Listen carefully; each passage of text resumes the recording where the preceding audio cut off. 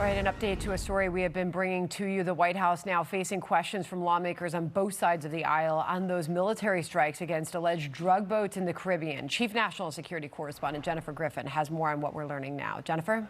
Well, Sandra, we just heard in the cabinet meeting Defense Secretary Hegseth saying that he did not know that there were 2 survivors, that he was watching the feed live of the strike, but then he had to go to a meeting and that he did not see the whole thing.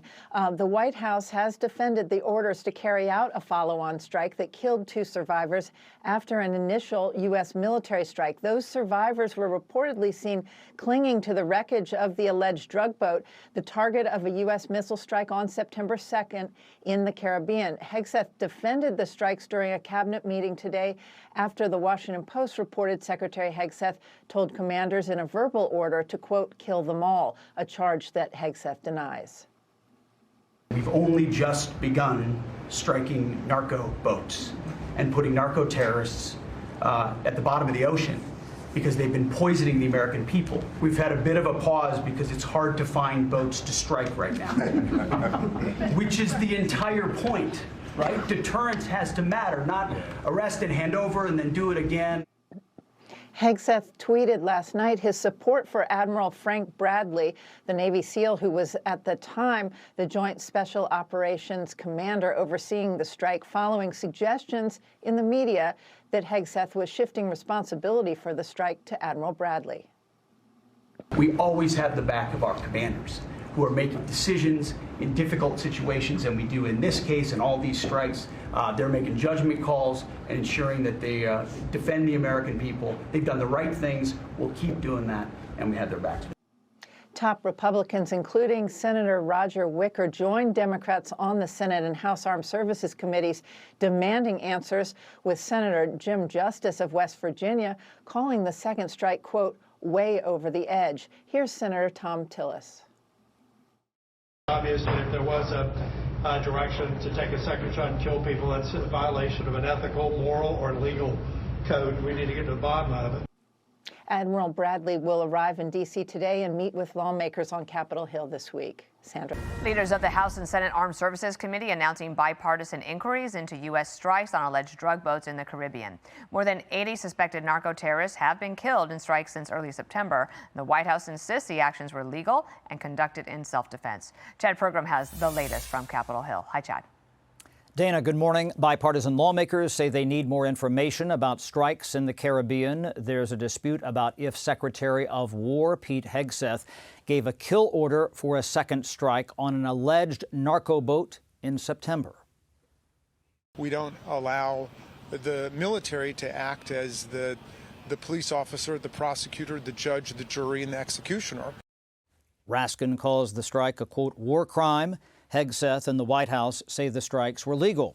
Hegseth denies that he issued the order. The administration insists that the U.S. acted to protect self-interest.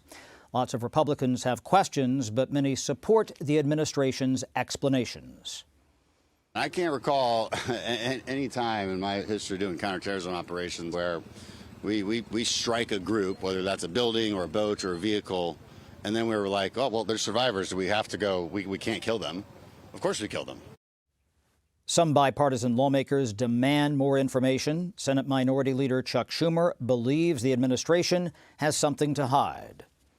This is such a serious matter that Secretary Hegseth himself should come before the Congress to testify under oath about the nature of his order, the evidence supporting the strikes, and an explanation for what the goals are.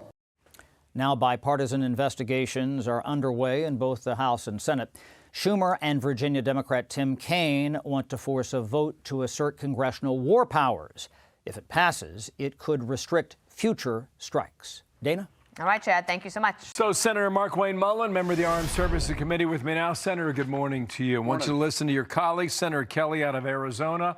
He's red hot about the accusations on him. Here's what he said. I will not be intimidated by this president. I am not going to be silenced by this president or the people around him, because I've given too much in service to this country to back down to this guy. There needs to be an investigation. We need to pull some of these members of DOD and the military into the armed services committees in the House and the Senate. So we'll see if we get there, Senator. Just your reaction to what he's saying. Well, Mark is out there trying to talk like a tough guy, and it's not becoming of him. I used to really take him serious because he actually is a pretty smart guy. But I mean, just yesterday I was on a news program right before him, and he goes out and says the president doesn't like brown people. He's trying to get attention for whatever reason. Maybe he's trying to think there's an opportunity for him to run for president, but he's failing. I mean, what he said about our men and women in uniform about not following direct orders was completely reckless and ridiculous by sowing any type of doubt and dissent inside of our men and women. Why we're at a time of unprecedented dangers from abroad and home. And then you see him go out like this and starts, throwing out this rhetoric.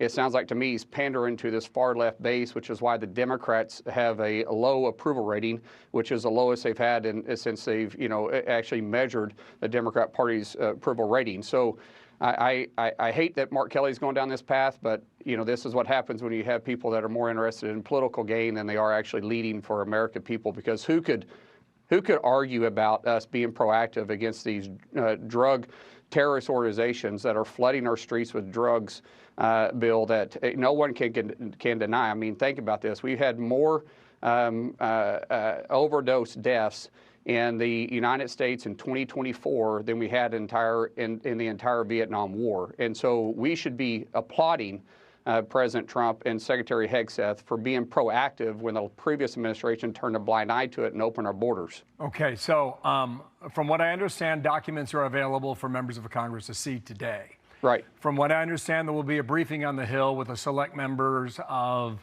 the House and the Senate side. We'll see how that goes. Here's Caroline Leavitt talking about that. Yes, and a lot of questions to the White House on this. Roll it.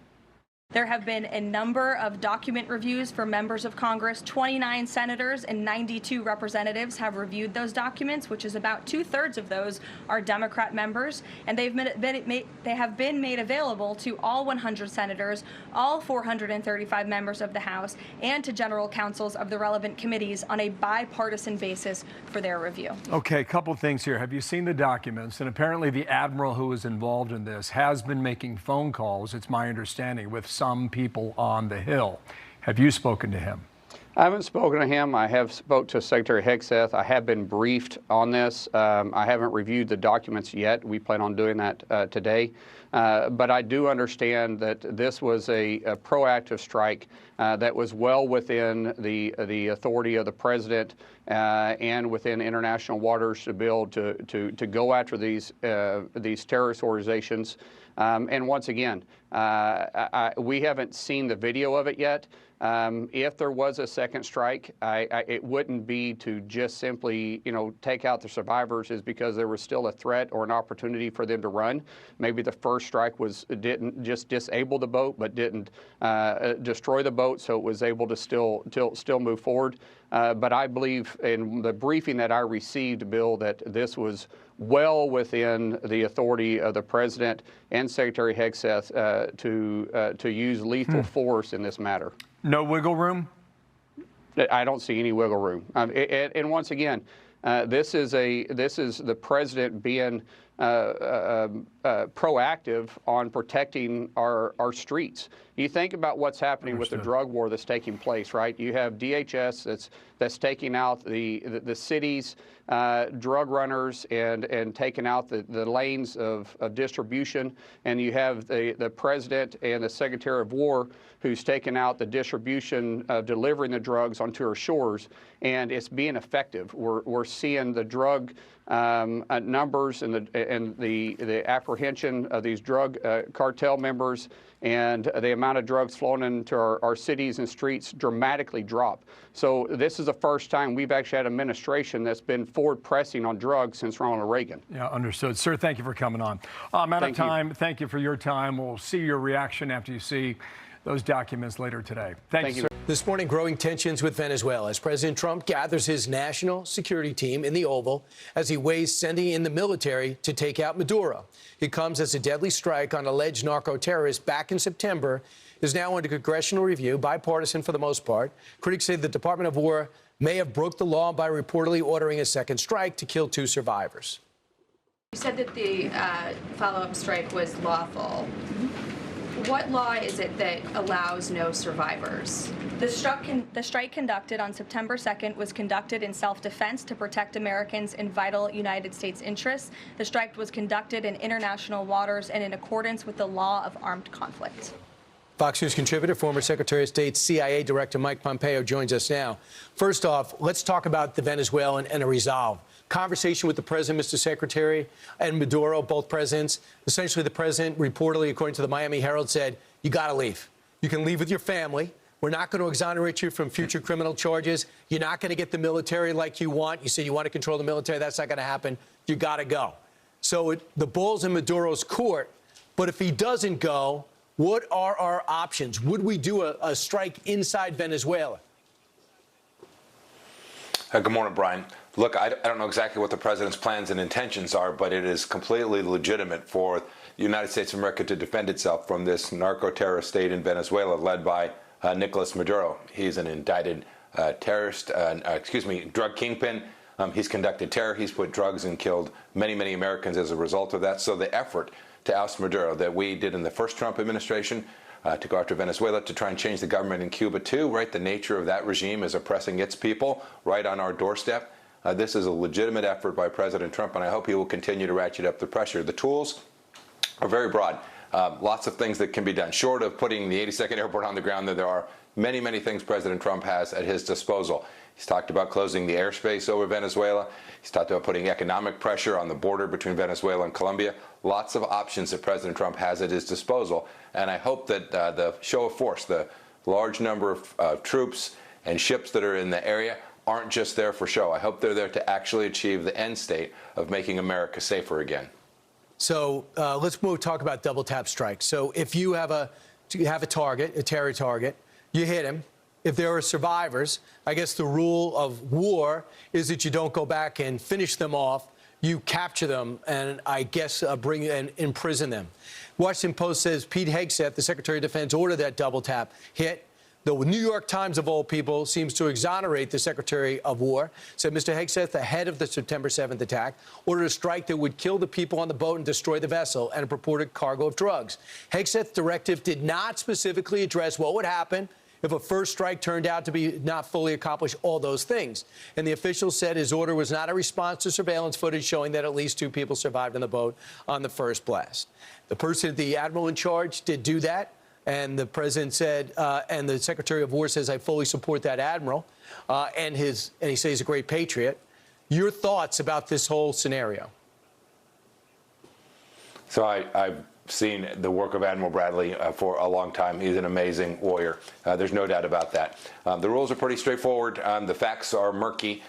We need to figure out exactly what happened. But it sounds to me like if what has been suggested is true, that they were still trying to continue to do the work to defend America. If you have folks who are surrendering, if you have the capacity to capture them safely, not put any of your own soldiers at great risk, then it's true. You're not permitted to kill them under the laws of war. But what I've seen so far, the administration was simply trying to do the necessary to keep America safe. I hope that that's the case. We should have a full investigation. We should figure out exactly what the facts are. And if somebody broke the law, they should be prosecuted for that. It's pretty straightforward, Brian. So Pete Hegseth, fully in support of Admiral Mitch Bradley. I just want to tell you that in the 580 drone strikes, roughly, that Barack Obama did over 8 years in office, killing al-Qaeda terrorists and all their affiliates, and I'm fully in support of it. In 2012, a Stanford and NYU report said that there were dozens of double-tap strikes there. Amnesty International 2013 report says 28 strikes in Northwest Waziristan had follow-up strikes, and I can go on and on with this. So are we going to go back and prosecute Barack Obama for those double-tap strikes and find out who authorized that, maybe at the CIA? Lastly, yeah, Brian, that was exactly my point, Brian. This is complicated, very fact-dependent. You do have to finish the mission. If you're under threat, you have to make sure that you don't put your warriors in a position where their lives or their health is endangered. We can't permit that to happen. And so to continue to prosecute against a target is perfectly reasonable until such time as you are fully sure that you can capture them in a reasonable way and that you're not putting your own soldiers at risk. Till that time, you're free to continue to do the work that's necessary. If Soleimani had survived the drone strike, Would we not have finished him off? Yeah, I mean, Soleimani was a terrorist. We would have made sure that Soleimani wasn't going to harm an American ever again. He killed over 500 of our folks in Iraq, Brian. And Soleimani was no more going to surrender or go peacefully than a man in the moon. And so, yeah, we would have done the work to make sure Soleimani never threatened an American again. Thanks so much, Mr. Secretary. I can't wait to get the aftermath of what you think is going to emerge. We don't have time now for Russia-Ukraine talks today. There's got to be some leverage on Russia to come legitimately to the table to end the fighting. Mr. Secretary, thanks so much. Always great. Let's bring in retired four-star General Jack Keane, former Army Vice Chief of Staff, the chairman of the Institute for the Study of War, and Fox News senior strategic analyst. General, it's great to have you with us.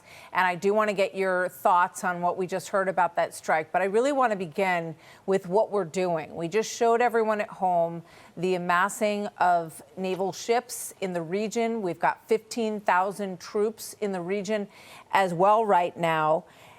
You know, President Trump, according to reporting in Reuters and the Miami Herald, offered Maduro on a phone call safe passage if he resigns immediately. They reported that Trump rejected Maduro's request for global amnesty and that he rejected Maduro's request to retain military control in return for free elections. The pressure is on him. What's your assessment of this situation right now, General? Yeah, well, strategically, what I think is occurring here, the president has made up his mind, looking at South America and Latin America in general, which is the source of so much of the narco trafficking, the poison that's coming into our country, to include fentanyl, which has horrific death rates in the country, to take a very comprehensive approach to it. So for fentanyl, they've gone to China and told China to stop it. They did it in the first administration, too, but China did it anyway. China has agreed to stop it, and that goes into Mexico and to manufacturing centers there and produces the fentanyl drug that's killed so many Americans. That is part of the plan here. The other plan is pressure on Colombia, pressure on other countries to shut down their narco trafficking, and we're putting more military presence to interfere with it. What we're seeing here is a very visible problem with one country and its leader, because the government and Maduro and narco trafficking are one and the same. Mm-hmm. And that is the reality here. And so that's what you see here. This show of force, this military there, is not there to kill speedboats. It's there to demonstrate to Maduro that it's in your best interest to voluntarily leave. The president has already made up his mind, I believe, that regime change is what is called for here.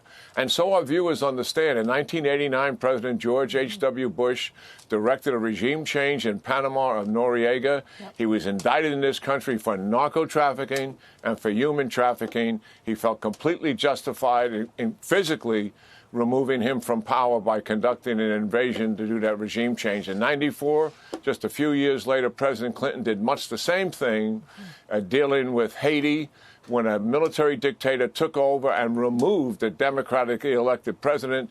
The mission was to restore that democratically elected president to power. That was Aristide. Presidents have acted strongly in the Western Hemisphere dealing with the regime change because they know if they don't take it, it affects the security of the American people. And that's what people got to get their heads around here.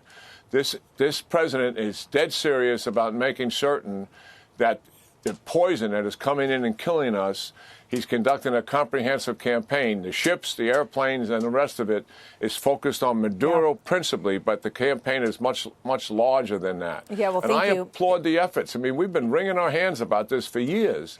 Martha, not doing much about it. No, I think you're so right. Clearly, we want Maduro to voluntarily get out of there. But the president has a lot of options, and certainly Maduro is much aware of what those options are. Yeah, much of what happens here is likely more in Maduro's hands than anybody else's. And Maria Machado, who is an opposition leader, said exactly as much. Let's play this quickly. This is from an appearance that she had the other day. Watch.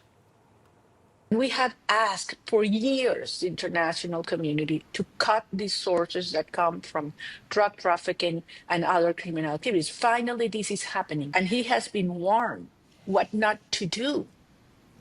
These deaths are the responsibility of Nicolás Maduro. So that's Machado putting these deaths in these boat strikes squarely on Maduro because I think Jack may have lost. Did Jack lose audio, the general? I can hear you faintly, but go ahead. Okay. I think I'll make it out. All right.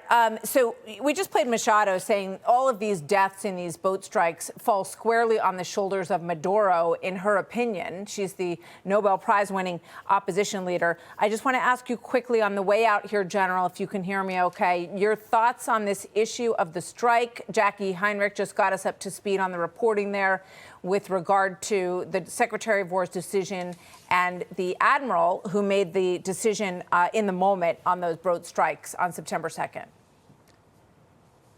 Yeah, well, first of all, I think we should just hold our fire here a little bit and let's get on with an investigation. I think the Pentagon should do the investigation. They do a lot of these things in the past, and they're very good at getting the facts out with all the variables and complexities that are involved here. And things are flying around by people that just don't know what they're talking about. A couple of examples. If you have an operation on the ground, then you have wounded soldiers as a result of it. Of course, we don't kill those wounded soldiers because we're in control. Actually, the obligation is to take them prisoner, and after our wounded is treated, treat those as wounded and evacuate them. But these are isolated events.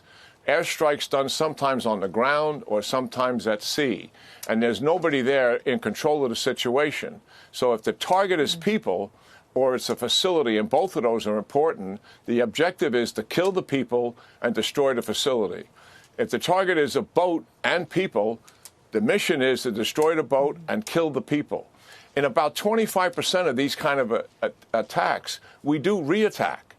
Either if the facility was the objective, to destroy the rest of the facility. If the people is the objective, to kill the rest of the people. That's just the reality of what we're dealing with. And people got to get their head around this, and they're misinterpreting what is taking place here. And certainly, when we reattack on the ground or at sea, many of those people are obviously, they may have been armed, but they're going to be in a disarrayed state. But the target is the people. And if we can't get to those people and take them prisoner, then I think the commander is likely acting properly. But I don't even know all the facts and circumstances, certainly. I'm just basing it on my years of experience. Well, we need an investigation here. I just wish people would hold their emotions and their fire and let that take place. Very good advice. As always, General, thank you so much for being here. And I apologize. I know we had a little bit of audio issue. I hope you could hear everything okay. But we heard you. And we thank you so much for joining us today. Thank you, General Keane. Drugs coming in through the sea by sea are down 91%. And I don't know who the 9% is. I'm not sure either, sir. But down 91% by sea. And Secretary of War Pete Hegseth said it's only the beginning. We've only just begun striking narco boats and putting narco terrorists at the bottom of the ocean because they've been poisoning the American people. And Joe Biden tried to approach it with kid gloves. And allowed them to come across the border, cartels take over community, 20 million people, hundreds of thousands of Americans poisoned. And President Trump said, no, we're taking the gloves off. We're taking the fight to these designated terror organizations. Now, the talk amongst Democrats and much of the media has been that second boat strike, and that was addressed by the secretary. So you didn't see any survivors, to be clear, after that first strike? I did not personally see survivors, but I stand, because the thing was on fire. It was exploded and fire and smoke. You can't see anything. You got digital. This is called the fog of war.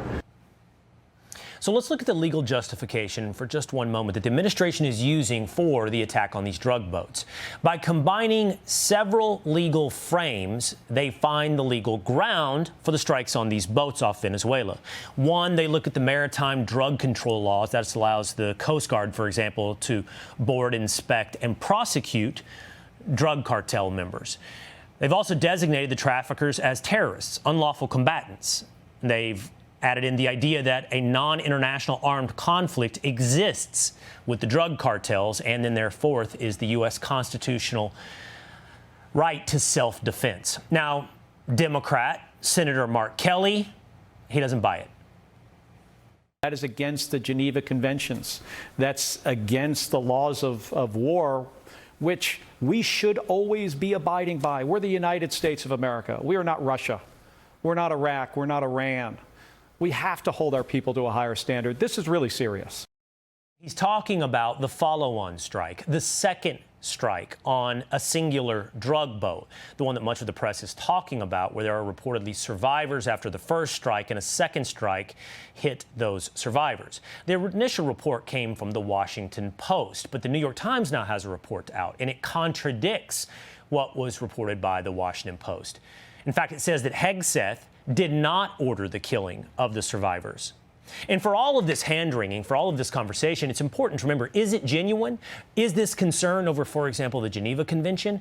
Or is this yet another example of Trump derangement syndrome? Anything and everything to attack, even through Pete Hegseth, the president, Donald Trump. Well, one indicator on the sincerity of this attack is how did they react when President Obama launched over 540 missile attacks during his terms, thousands and thousands of missiles, one of which targeted an American citizen. I'll let you be the judge on the sincerity, or yet another opportunity to simply flex your TDS. Joining me now is former Navy JAG officer Don Brown. Don, thanks for being with us here today. You're a JAG officer. You are of the type that are being invoked today. A lot of JAG officers appearing on CNN or MSNBC talking about violations of the Geneva Convention in this second boat strike. What say you? Well, good to be back with you, Will. I say that's ridiculous. Listen, the legality of protecting American citizens on the high seas is vetted in international law and goes back to the beginning of the Republic when Thomas Jefferson sent the Marines and the Navy in the Mediterranean against the Barbary pirates. Lincoln seized the RMS Trent, and even FDR ordered the Navy to shoot and sink German U-boats almost a year before Pearl Harbor. We can protect our people on the high seas, and it goes into custom. The statutes that you cited are important, but the inherent right of the commander-in-chief under Article 2 of the Constitution gives President Trump the right to do this. But the difference is this, Will, we lost more Americans in 1 year to fentanyl than 10 years to the Vietnam War. And, all of us know of folks who have lost their kids. These are weapons of mass destruction. The consequences are high. And if that boat was still in the water, we had every right to take it out because it was carrying, by all accounts, weapons of mass destruction. I applaud Pete Hegseth, the Secretary of War, and President Trump in taking action here to protect Americans. Okay, I want to follow up on that last point, but it seems that there's two buckets for this conversation. One, the legal framework, which we've just laid out, and you added the Article 2 powers of the president to conduct these strikes. The second bucket, though, is the one that is currently at the forefront of the conversation everywhere else, and that is the second strike on this one drug boat where there were reported survivors. Now, you heard the Secretary of War. It's the fog of war, something that journalists are very, and by the way, I think he would probably say something similar about JAG officers, are very unfamiliar with. It's the second guessing. It's the looking over the shoulder of guys that make critical decisions in the moment. And it's very easy for a journalist sitting in a studio in New York City to say, what one should or shouldn't have done. But what do you say about this conversation of the second strike on that boat?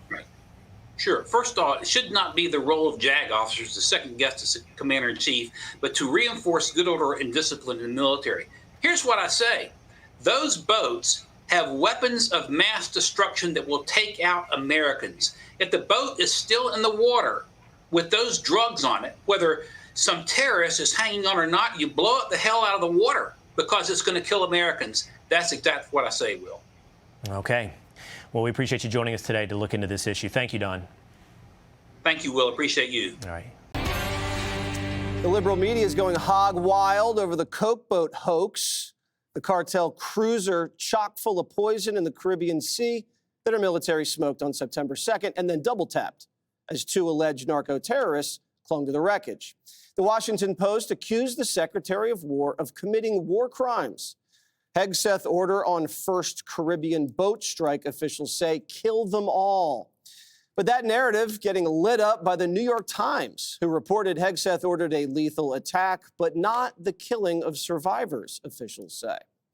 The secretary was at Trump's cabinet meeting defending the strikes, saying he watched the first one, but then dipped out for meetings during the second. We've only just begun striking narco boats and putting narco terrorists at the bottom of the ocean because they've been poisoning the American people. And the drugs coming in through the sea by sea are down 91%. And I don't know who the 9% is. I'm not sure either, sir. But down 91% by sea. We've had a bit of a pause because it's hard to find boats to strike right now, which is the entire point, right? Deterrence has to matter, not arrest and hand over and then do it again. So you didn't see any survivors, to be clear, after that first strike?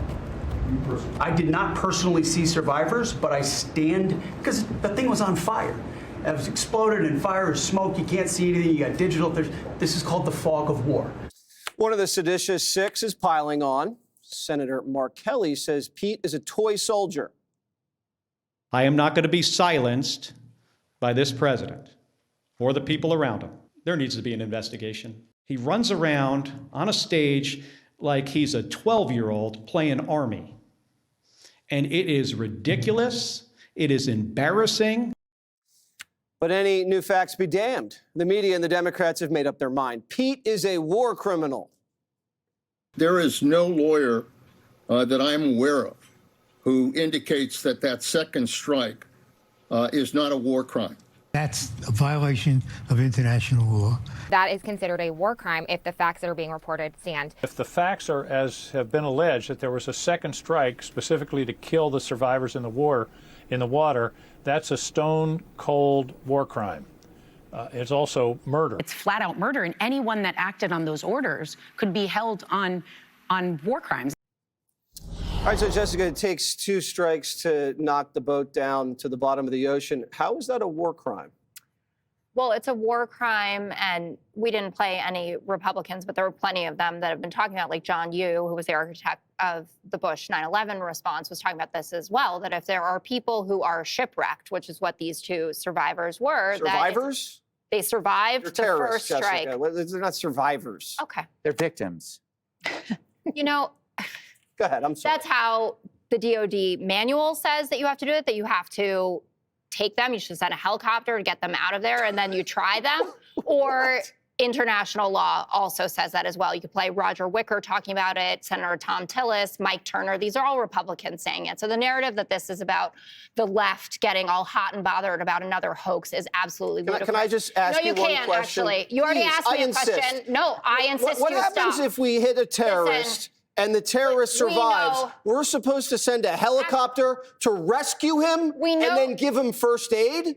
We know that this isn't Jessica, a hoax because no? a best case scenario is that Admiral Bradley, who they're trying to put all the blame on, is the one who authorized the second lethal strike that took out these people who, again, it was violation of the law that they were killed. We also know that the U.S. doesn't always do this because there was another strike in the Caribbean back in September where a Colombian and an Ecuadorian person survived, and we repatriated them home. We didn't even take them to court here for the crimes that we knew that they'd committed. We sent them back to their home country.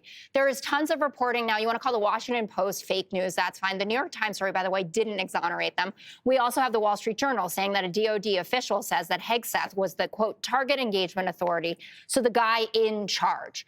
We also know, writ large, that the story about this administration being focused on eradicating American society of drugs is absolute BS because Donald Trump went and pardoned, he's walking free now, the former Honduran president who trafficked 400 tons of cocaine into America. Why did he get to leave prison early? He had a 45-year sentence, which, by the way, Trump administration #1 prosecuted him because Roger Stone is his buddy and because he wrote Donald Trump a letter calling him Your Excellency and saying that they shared conservative values. The problem is the story is changing every 10 minutes. It went from fake news to the frog shooting narco terrorists to it is not changing at all. Yeah, actually, once you let me talk, it's completely consistent. Okay. Now it's Admiral Bradley's fault, and I presume that he's getting lawyered up right now. No. Prediction, nothing will come of this. Yeah. Haley? What you just witnessed with Jessica's explanation here is Democrats in search of their next hoax, their next scandal. Let me break this down for you, because this happens all the time. Democrat and Trump scandal administration monger. won. No, he was referring to the fact the laws of war as if the Washington Post story was true. The Washington Post story is not true. Let me break it down because we dealt with this in Trump administration 1. Buried down in the Washington Post story is the Department of Defense saying that the story is completely false. So you say, okay, what's the Washington Post going on? They say they talked to 7 people familiar with the situation. You're like, oh, whoa, 7 people agreed on this? That's huge. That's a lot of people. Oh, wait, Well, 2 people said there was a second strike. There was a second strike. We know that. You get down to brass tacks. They have one source. According to one source, the order was to kill everybody. One source. So on one source, the Washington Post runs with a story. Then you bring in the New York Times. The New York Times spoke to 5 people familiar with the matter. What did the 5 people say? Each official said Mr. Hegseth's directive did not specifically address what should happen if a first missile turned out not to fully accomplish all of the things. As the operation unfolded, they said Hegseth did not give any further orders to the effect of what the Washington Post said. So it's debunked by 5 sources at the New York Times. The Washington Post runs with one story, and then you have the Democrat, you have the left, you have Jessica swooping in saying, this is a big scandal, let's impeach. This is the anatomy of a hit job. We saw it all the time 4 years ago. You're just seeing it again. Yeah, so if the target is out there, Greg, and you want to put it to the bottom of the ocean, and one missile doesn't do it, you have a second missile go in and sink the boat. What's the scandal? Well, have you not thought about the ocean life?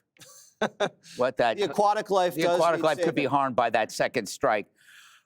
There's a couple of things. Number one, I do not believe anybody that is shouting right now actually cares about those people, okay? They didn't care about the gangs when they were here. They didn't care about the women being trafficked or the kids being attacked or the rapes, or they didn't care about the victims of recidivism. They didn't even care about the victims that we talked about for years, women being thrown in front of subway trains. They only care about victims when it becomes political expedient, when they see an election approaching. It doesn't, they don't know. Suddenly they're experts on war crimes. They all went on AI and went like, what's a war crime? Could this really happen? You know, I do not believe they care.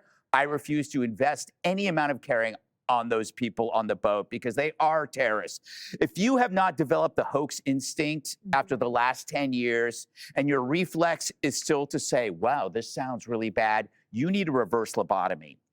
Let's compare a story that harms, say, the Trump administration versus one that harms the left.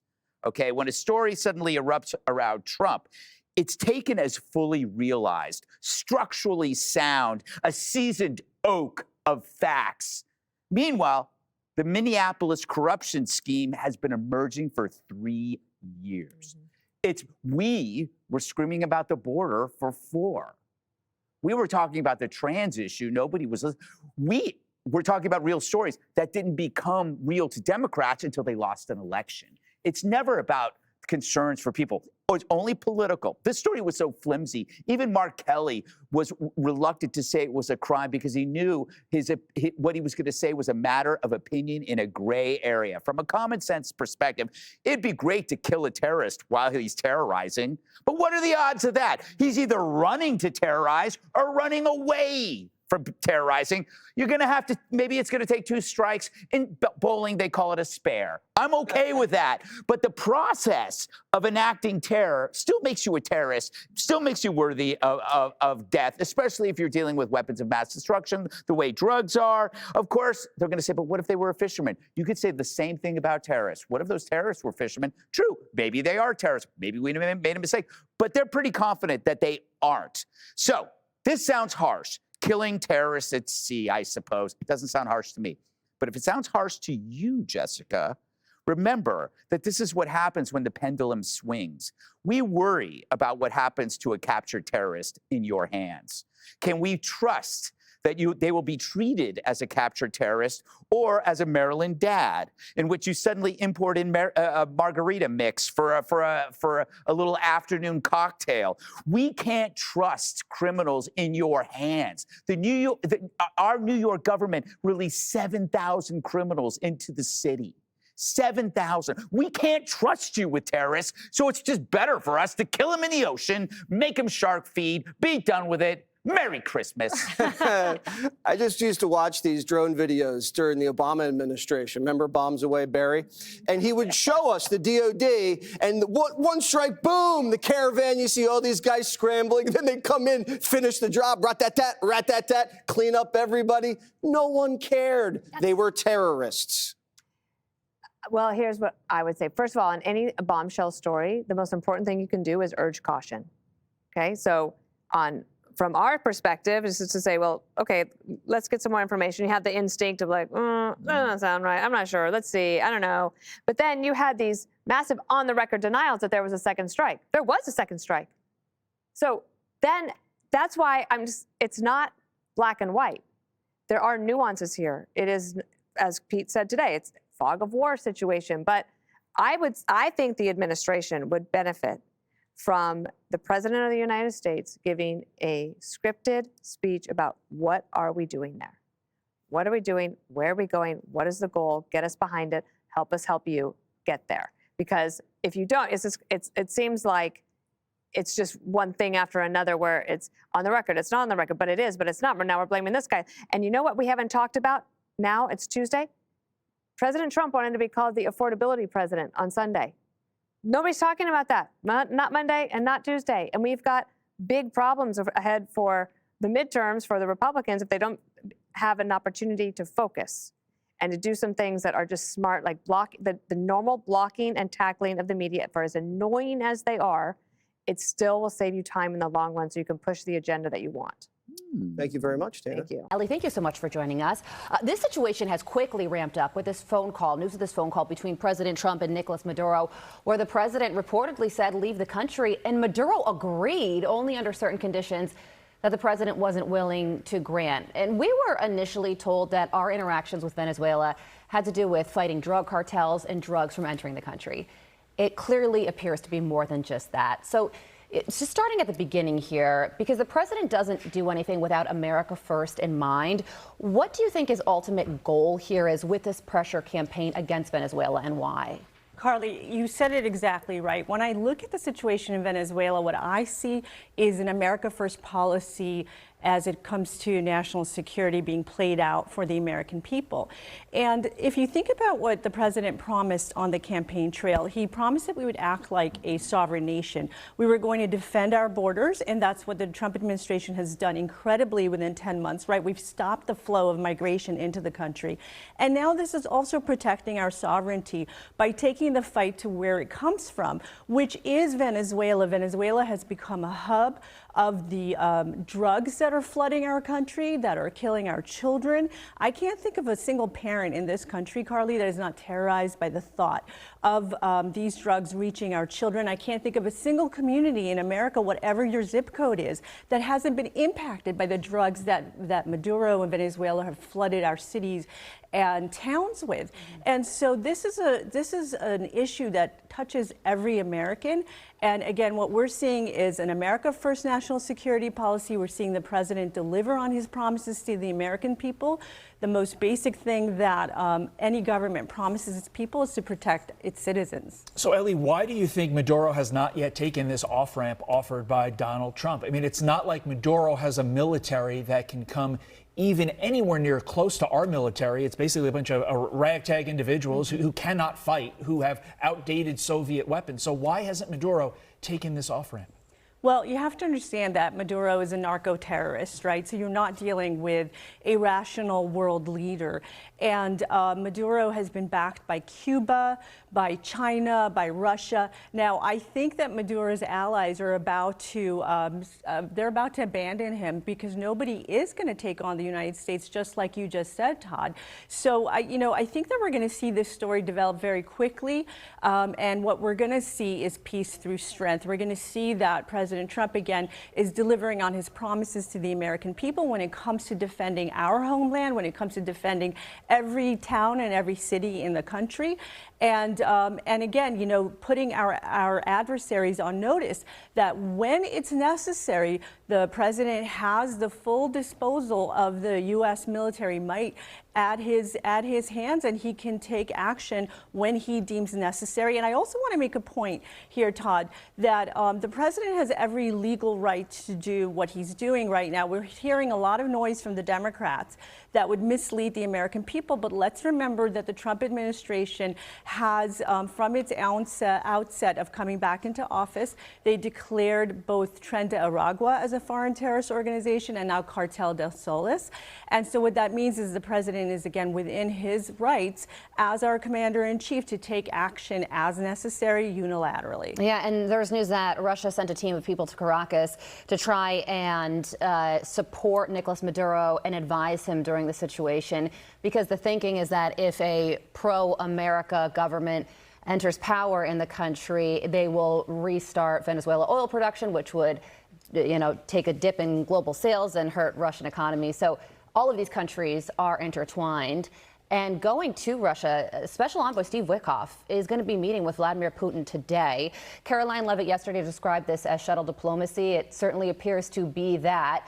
Where do you think things stand right now when it comes to the Russia-Ukraine war? And could this round of negotiations ultimately lead to a peace deal? Carly, what we're seeing right now is how much President Trump and his administration are dedicated to diplomacy. This is going to be Steve Witkoff's sixth trip to Russia. He's going to Putin with a 19-point plan that was developed by Special Envoy Witkoff and a former senior advisor to the president, his son-in-law Jared Kushner, on the heels of their successful peace plan with Israel and Hamas. And this 19-point plan includes the input of both the Ukrainians, the Russians, even the Europeans. And so what, I think we can hope to expect is that Special Envoy Witkoff is going to deliver both carrots and sticks to Putin. The carrots are promises of greater economic development, and there's so much in it for Russia to bring this war to an end in terms of the peace and prosperity of his country. But on the other hand, I think Steve Witkoff is prepared to have some tough conversations with Putin behind closed doors. That could mean anything from increased U.S. sanctions, more military supply to the Ukrainians. All of that is on the table. And the thing about Steve Witkoff is that he is President Trump's trusted emissary. And when you're conducting diplomacy, it means a lot for Russian President Putin to know that Steve Witkoff has the president's complete trust and confidence, and that he's really been empowered to conduct this highest level of diplomacy. Now, I do think what we can expect is that if Special Envoy Witkoff is able to deliver that message, we will eventually need President Trump to step in, right? Because as we've seen, with 8 peace deals in 8 months, it eventually requires President Trump's sheer force of personality to get across the finish line. You saw my eyes. That's where I was going. This is a key step, but the main step is getting Donald Trump in the room or at the table, we shall ending this war. Ellie Cohanna, always a pleasure to... Hey, Sean Hannity here. Hey, click here to subscribe to Fox News YouTube page and catch our hottest interviews and most compelling analysis. You will not get it anywhere else.